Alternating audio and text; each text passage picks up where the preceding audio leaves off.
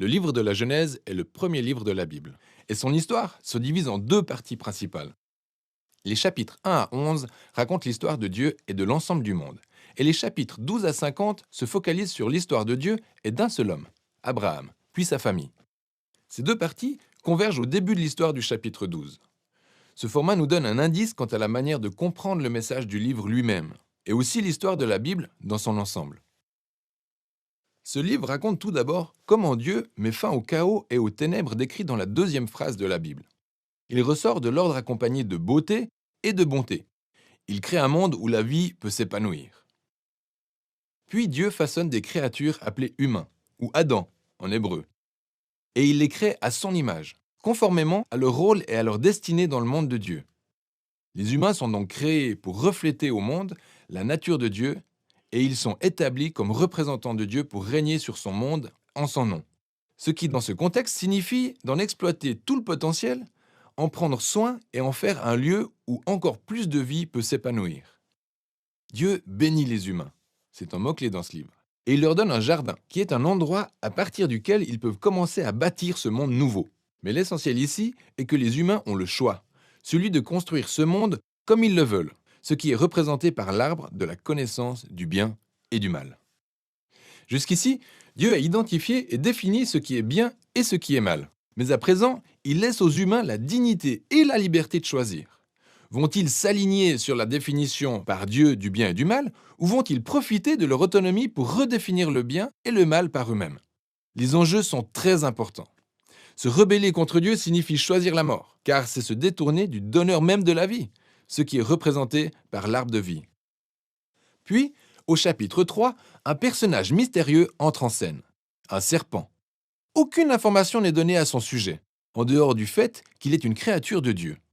Il devient clair qu'il s'agit d'une créature en rébellion contre Dieu et qu'il souhaite conduire les humains vers la rébellion et vers leur mort. Le serpent raconte une différente version de l'histoire de l'arbre et du choix. Il affirme que la connaissance du bien et du mal n'apporte pas la mort, mais qu'elle conduit à la vie et à devenir comme Dieu lui-même. Tragique ironie, quand nous savons que les humains sont déjà comme Dieu. Ils ont été créés pour refléter l'image de Dieu, mais au lieu de se confier en Dieu, les humains font sécession.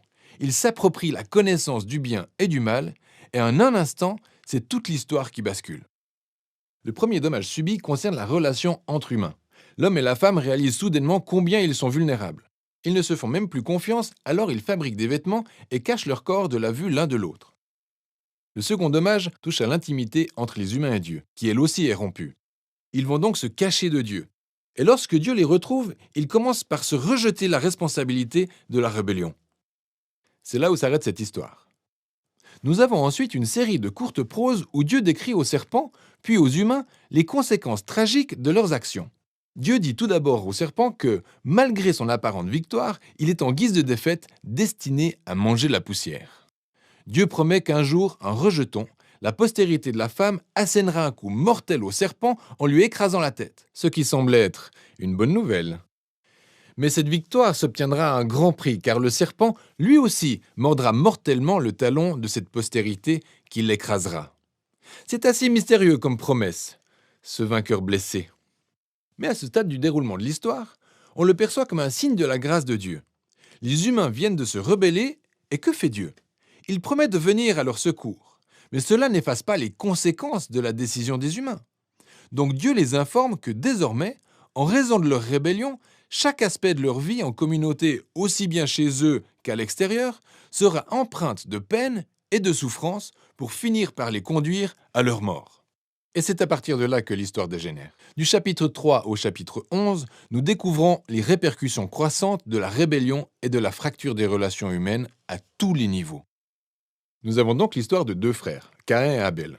Caïn est si jaloux de son frère qu'il veut le tuer. Dieu l'avertit de ne pas céder à la tentation, mais Caïn le fait quand même. Il tue son frère alors qu'ils sont au champ.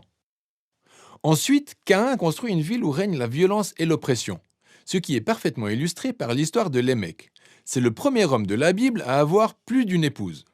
Il les collectionne comme des biens. Puis il chante un petit cantique décrivant combien il est plus violent et vengeur que Caïn ne l'a jamais été. Après cela, nous avons une histoire étrange sur les fils de Dieu. autrement dit des anges maléfiques ou d'anciens rois qui prétendaient descendre des dieux. Tout comme les mecs, ils collectionnaient les épouses, puis ont engendré les Néphilim, ces légendaires guerriers antiques. Quoi qu'il en soit, le fait est que les humains bâtissent des royaumes qui remplissent le monde de Dieu de violence avec toujours plus de dépravation. Nous apprenons que suite à cela, Dieu a le cœur brisé par le chagrin. L'humanité détruit son monde si bon, et les humains se détruisent entre eux. Alors, dans sa passion de préserver la bonté de son monde, il le nettoie du mal de l'humanité, au moyen d'un grand déluge. Mais il protège le seul homme juste, Noé, et avec lui sa famille. Il en fait un nouvel Adam.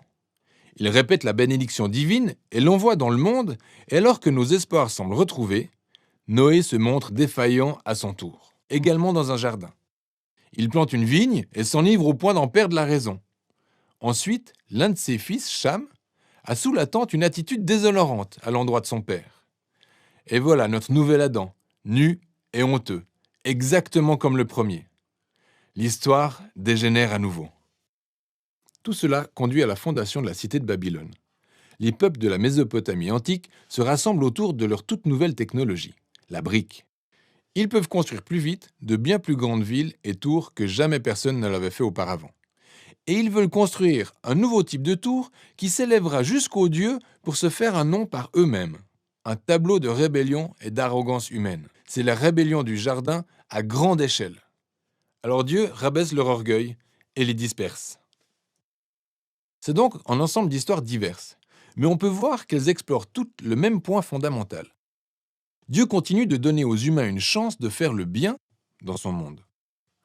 Chance qu'il continue de gâcher. Ces histoires soulignent que nous vivons dans un monde bien que nous avons corrompu et que nous avons tous choisi de définir par nous-mêmes ce qui est bien ou mal.